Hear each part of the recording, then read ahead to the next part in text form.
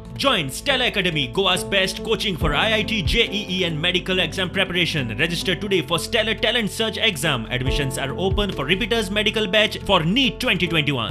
Universal account number हैं जिनको आधार से link नहीं किया गया है अभी तक, तो आपके मार्फत मैं ये मैसेज सबको देना चाहता हूँ कि अपना आधार अपने यूनिवर्सल अकाउंट नंबर के साथ में जुड़वाएं और एम्प्लॉयर से उसको डिजिटली अप्रूव करवाएं। नहीं तो फिर आपका पीएफ कंट्रीब्यूशन जमा होने में मुश्किल आएगी। उससे ये होगा कि मान लो कल को आपको कोई परेशानी होती है और आप क्लेम नहीं कर पा रहे हैं, तो आप ऑनलाइन कर सकते हैं, और या फिर आपके एक्सपायर होने पर आपके फॅमिली मेंबर्स को कोई परेशानी नाही होती। म्हटली नॉमिनेशन तर काय होतं, व्यक्तीच्या मृत्यूनंतर ह्या सगळ्या हेलपाटे किंवा चक्रा मारायला तो नसतो आणि फॅमिलीला त्रास होतो। म्हणून आता आपण जोवर हयात आहोत तोवरच नॉमिनेशन करून घेतलेलं कधीही चांगलं। आणि त्यातल्या त्यात ई नॉमिनेशनचा फायदा काय आहे की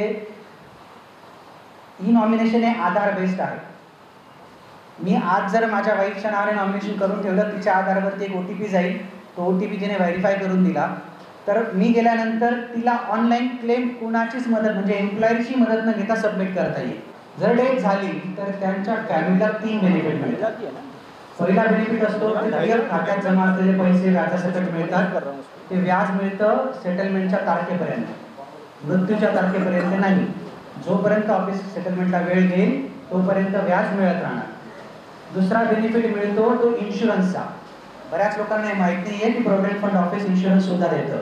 29 एप्रिल 2021 नंतर जर कोणाची डेथ झाली तर त्याला आपण 7 लाखाचा बेनिफिट देतो। 7 लाख, त्याच्या फॅमिलीला 7 लाख रुपयाचा बेनिफिट देतो। त्याच्यासाठीचं कॉन्ट्रीब्युशन त्याच्याकडनं घेतलेलं नसतं, ते एम्प्लॉयर देत असतो दर महिन्याला। तर जो व्यक्ती पीएफचा मेंबर आहे तो बाय डिफॉल्ट इन्शुरन्सचा पण मेंबर असतो। तसं सरांनी सांगितलं की ईडीएल आहे, म्हणजे ते इन्शुरन्सचे पैसे 7 लाखापर्यंत मिळतात। आणि जर 29 एप्रिल 2021 च्या आधी असेल तर ती रक्कम 6 लाख होती। आपण कोविडच्या काळानंतर ती 1 लाखाने वाढवली आहे। मॅक्सिमम 6 लाख किंवा 7 लाख अशा प्रकारे ती मिळते। तिसरा एक बेनिफिट आहे तो म्हणजे पेन्शनचा। ती व्यक्ती जर मॅरिड असेल तर त्याच्या बायकोला आणि 2 मुलांना पेन्शन मिळते, म्हणजे एका वेळी 3 पेन्शन मिळू शकतात।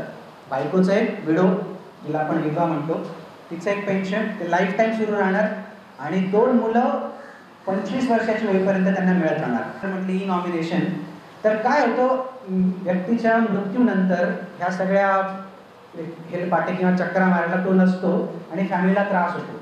म्हणून आता आपण जोवर हयात आहोत तोवरच नॉमिनेशन करून घेतलेलं कधीही चांगलं। आणि त्यातल्या त्यात ई नॉमिनेशनचा फायदा काय आहे की ई नॉमिनेशन हे आधार बेस्ड आहे। मी आज जर माझ्या वाईफच्या नावाने नॉमिनेशन करून ठेवलं, तिच्या आधारावरती एक ओटीपी जाईल, तो ओटीपी तिने व्हेरीफाय करून दिला तर मी गेल्यानंतर तिला ऑनलाईन क्लेम कोणाचीच मदत म्हणजे एम्प्लॉयरची मदत न घेता सबमिट करता येईल।